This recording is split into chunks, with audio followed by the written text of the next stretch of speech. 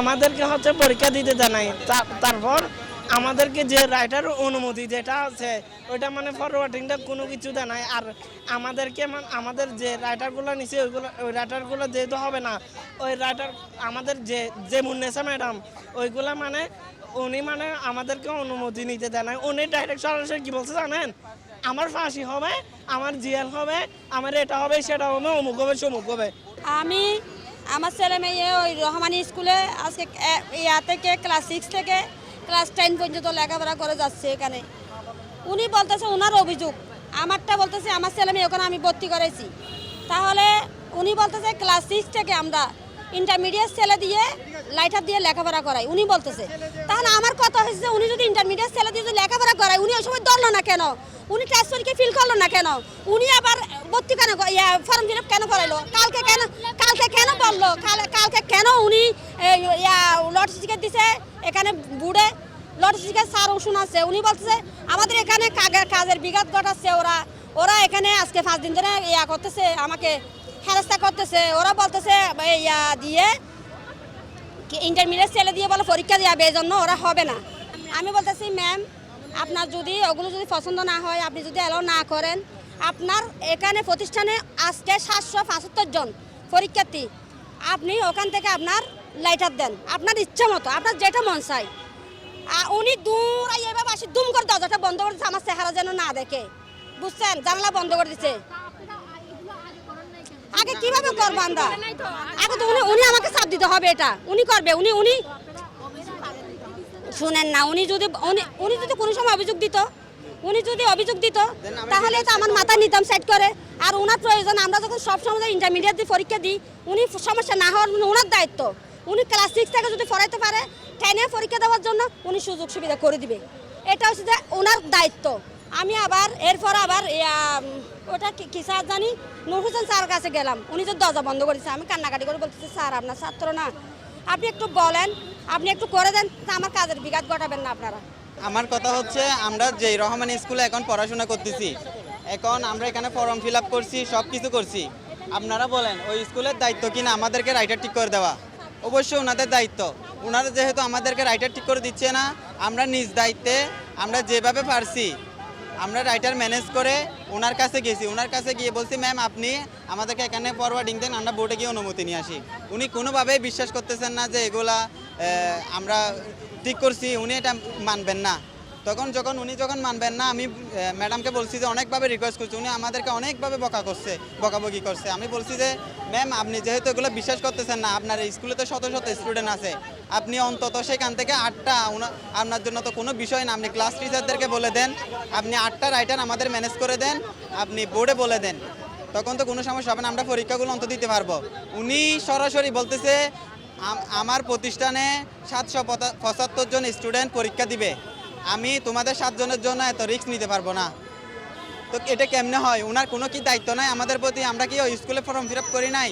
আমাদেরকে কেন আমরা স্কুলে আমাদেরকে প্রতি কোনো দায়িত্ব পালন করে নাই। তারপর আমরা কি করছি, আমরা নিজের ইচ্ছে আমরা এটা রাইটার ঠিক করে নিছি, তারপরে ম্যাম গ্রহণ করতেছে না। এটা পরীক্ষার ক্ষেত্রে সমস্যা হচ্ছে যে ওরা দৃষ্টি প্রতিবন্ধী, ওরা তো নিজ হস্তে লিখতে পারে না, তো সহযোগিতা দিয়ে তো লিখতে হবে, একজন প্রতিলেখক তো লাগবে, যে প্রশ্ন পড়ে শোনাবে, উত্তর বলবে, সে শুনে লিখবে।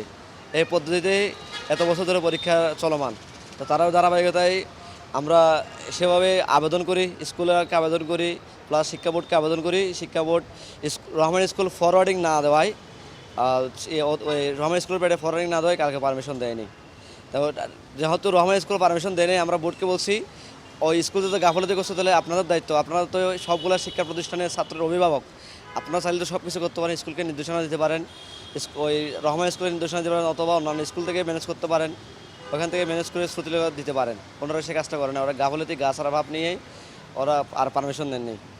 ওরা যখন আসছে নিয়ার অ্যাবাউট বোধহয় 3:30 4টা, তখন আপনি ছিলেন এবং ওই চিত্রটা উনি দেখেছেন যে ওই শ্রুতি লেখকের, আমার এখানে একবারে স্পষ্ট লেখা আছে, আপনি যদি কোনোভাবে এটা একটু নোট করতে পারেন, আমি পড়ছি, শ্রুতি লেখক 8ম শ্রেণীতে অধ্যয়নরত হতে হবে।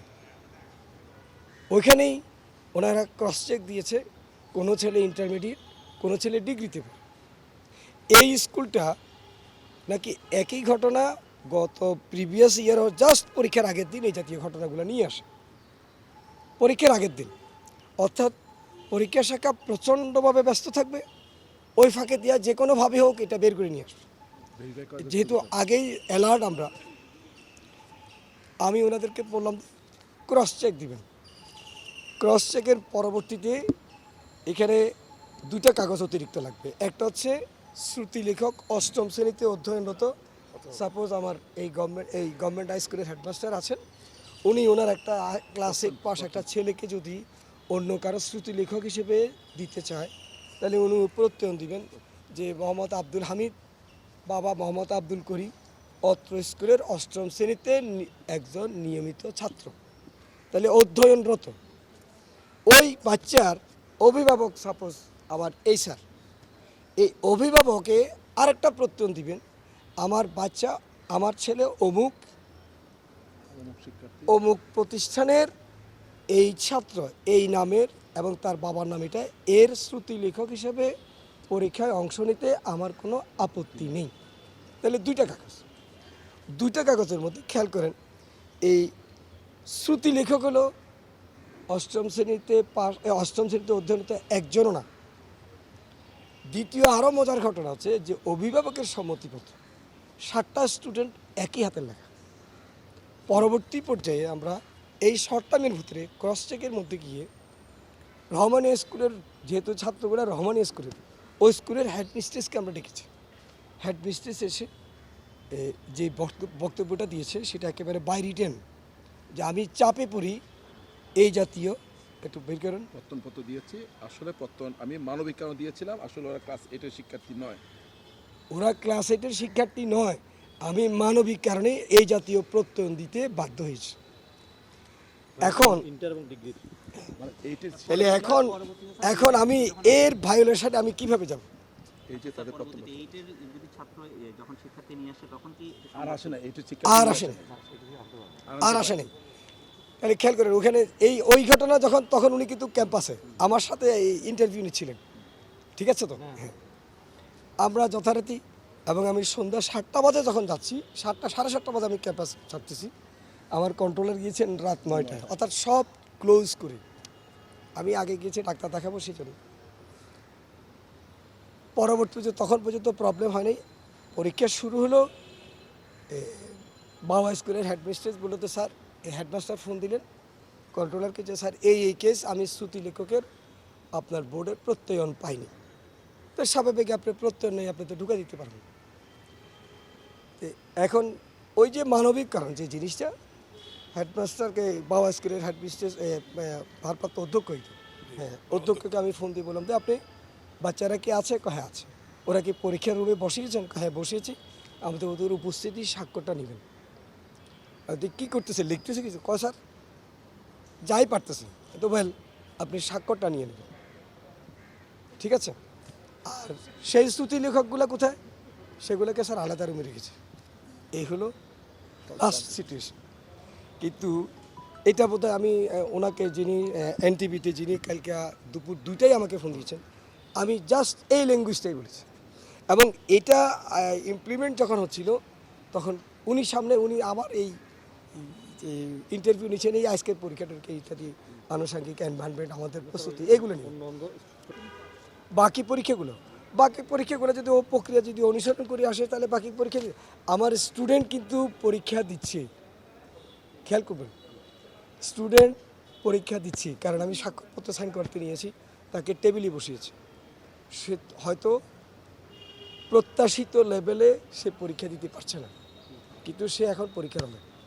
আচ্ছা, আগামী দিন পরীক্ষার আগে যদি আমার এই রুল অনুযায়ী যদি ও শ্রুতি লেখক আনে, আমার কোনো প্রবলেম নেই, ঠিক আছে? কিন্তু আমি আপনাদের কাছে একটু অনুরোধ রাখবো, এই জাতীয় কেসগুলোতে যে আমরা নিজেরাই, এই যে দেখেন এটা কিন্তু একদম পাবলিশ করা, যে আমরা নিজেরাই দেখেছি এখানে লেখা আছে শ্রুতি লেখক 8ম শ্রেণীতে অধ্যয়নরত, পাস না, পাস হওয়া মানে সে ক্লাসে পাস মানে ক্লাস 9। কিন্তু ওনাদের একটা যুক্তি হচ্ছে ওনারা আগে একটা শিথিলতা পেয়েছিল বোর্ড থেকে যে নবম এবং দশম শ্রেণী মানে ওনাদের ওই শিথিলতা হলো কি আগের বছর পাইছে। না না ভুল, এই যে এটা একবারে কমপ্লিটলি মিথ্যা। কোনোভাবেই আমি না আর কেউ যদি চেয়ারে যারা ছিলেন, কন্ট্রোলার হিসেবে যারা ছিলেন, এই কাজটা করবে না। কারণ আমার হেডমাস্টার কি এই 9-এর স্টুডেন্টকে ক্লাস 8 বানাতে পারবে? এই যে খেয়াল করলেন আমার রহমানিয়া স্কুলের এখন তিনি পরে আসি যখন আমরা বললাম যে ঘটনাটা কি, তখন উনি নিজে লিখিতভাবে বললেন যে আমি চাপে পড়ি মানবিক কারণে এদেরকে অত্র স্কুলের অধ্যয়নরত শিক্ষার্থী বলে লিখতে হয়েছে। ও তো পরীক্ষা আছে, হয়নি বলছেন কেন? মানে পরীক্ষা ওকে তো পরীক্ষার হলে আছে, সে পরীক্ষা দিচ্ছে একদম নিশ্চিত। আমি জিজ্ঞাসা করেছি এমসিকিউ স্যার এমসিকিউ দিয়েছে, সিকিউ স্যার সিকিউ দিয়েছে। ও পরীক্ষা দিচ্ছে না, এটা মেসেজ ঠিক না।